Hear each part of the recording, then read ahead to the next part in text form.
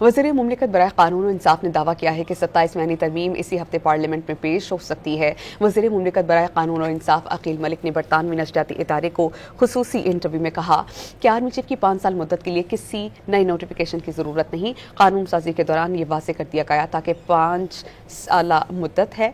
एक सवाल पर कहा कि क्या हुकूमत फील्ड मार्शल और आर्मी चीफ का ओहदा अलग करने का इरादा रखती है। बैरिस्टर अकील मलिक ने जवाब दिया कि फील्ड मार्शल 5 स्टार और आर्मी चीफ 4 स्टार जनरल्स होते हैं।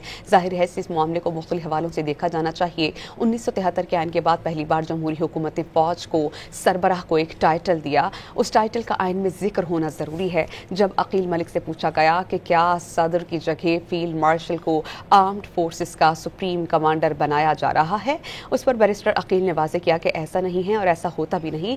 इस पर बात करना क़ब्ल अज़ वक्त है। बैरिस्टर अकील ने आगाह किया कि आइनी तरामीम पार्लियामेंट के दोनों ऐवानों में से किसी एक ऐवान में पेश की जाएगी। कौमी असम्बली में मौलाना की सपोर्ट के बगैर तरमीम की मंजूरी के लिए नंबर्स पूरे हैं। सेनेट में कोशिश होगी कि मौलाना फजलुर रहमान समेत तमाम अपोजिशन को साथ लेकर आगे बढ़ें। उन्होंने इंकशाफ किया कि जैसे हमने पीपल्स पार्टी से तरमीम पर सपोर्ट मांगी, वैसे ही पीपल्स पार्टी ने आज़ाद कश्मीर में हुकूमत की तश्कील के लिए हमसे सपोर्ट मांगी। इत्तेहादी हैं, जाहिर है कुछ लेन देन तो होता ही है।